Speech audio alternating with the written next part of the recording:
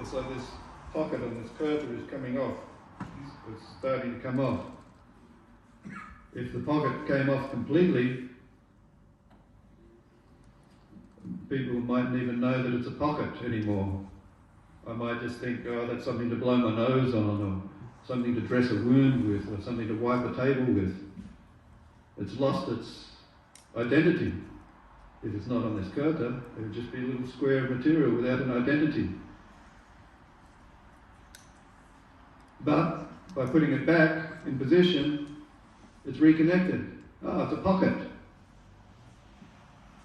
So similarly,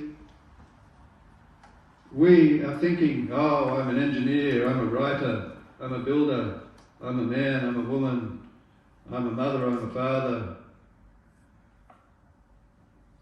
Where we're thinking all these things, but they're all temporary designations.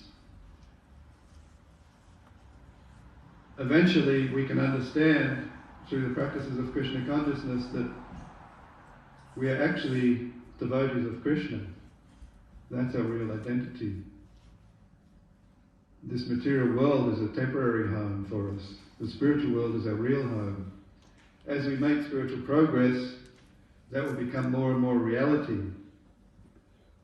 Just as when the sun is first coming up in the morning, you might just have a glimmer of light on the horizon. In other words, when we're first taking to spiritual life, there might just be a glimmer of spiritual life, but the rest of our existence will seem like this material world is our real home. But as we make further progress, we might get to a point where it's like the sun is right up, and in that case, when we do get to that point, we might be half and half, for example, thinking, oh, this material world is my home, but then realizing, oh, actually no, the spiritual world is my real home.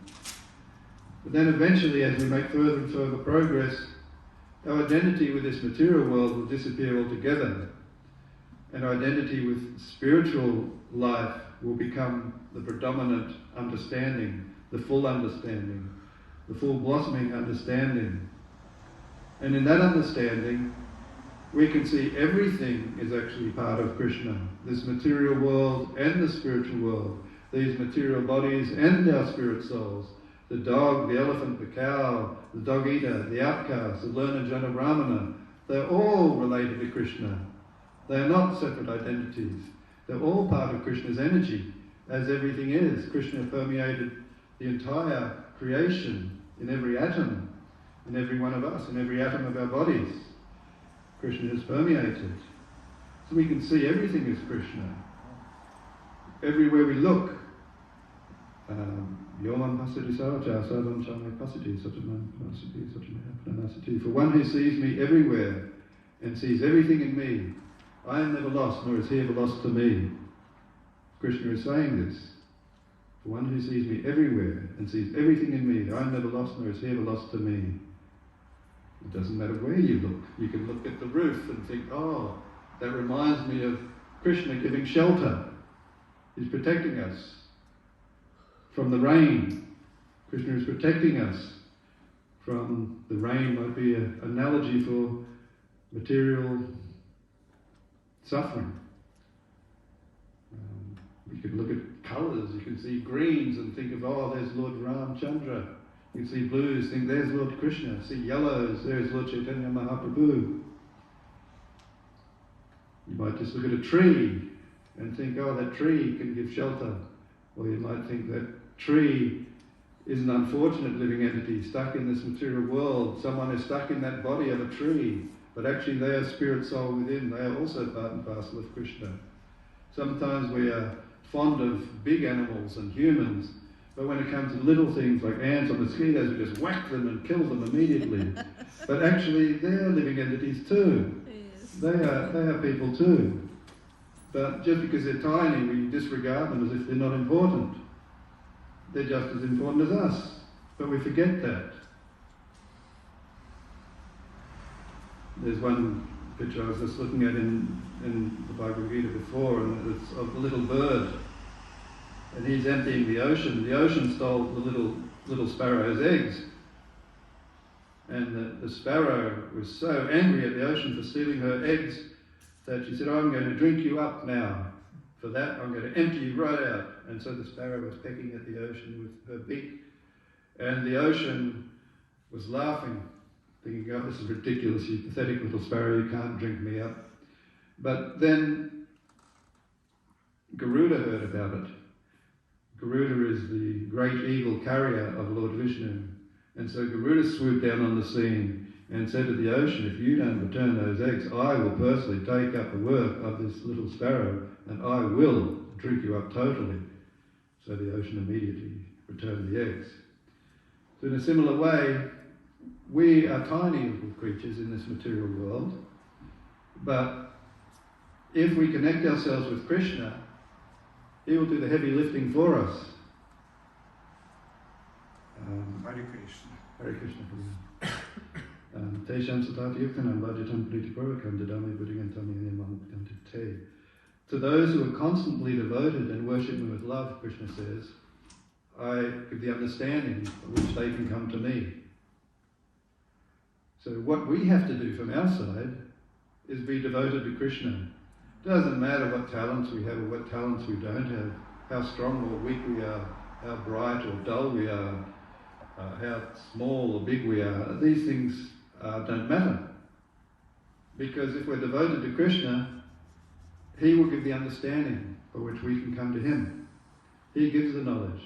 From Krishna comes knowledge, remembrance and forgetfulness. If we want. If we want to forget Krishna, he gives us that. He covers us over through his incarnation or expansion as Maya or Durga.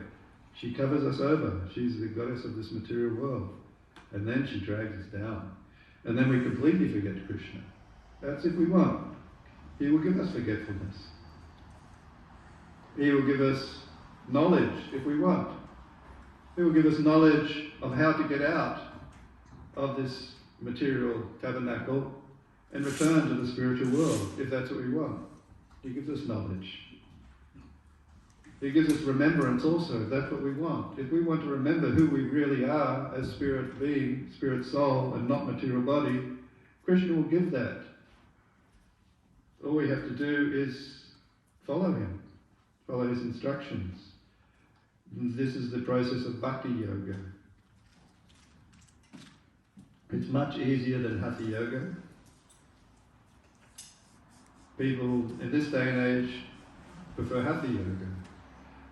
But it's not so easy. It's not just asanas.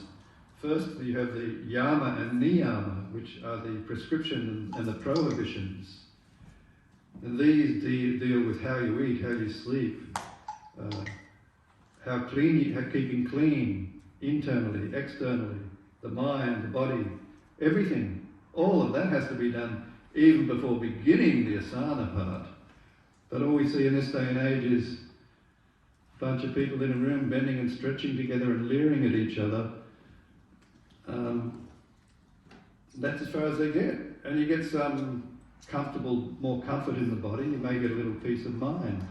But that's as far as they go. But the Astanga Yoga, Hatha Yoga process is yama, niyama, asana, pranayama, pratyahara, dharana, dhyana, samadhi. There are 8 steps. Yeah. No one takes it past asana, or they might go to a little pranayama.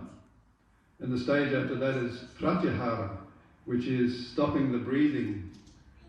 Some great yogis, some great sages could live hundreds and hundreds of years, 500 years, no problem, even much more than that in the past. That's because they're able to stop the inward and the outward breath, control themselves, stop everything.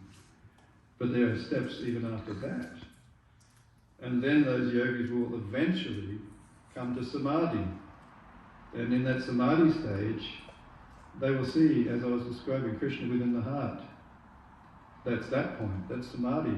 But even that isn't the end, because then they have to make a choice to think that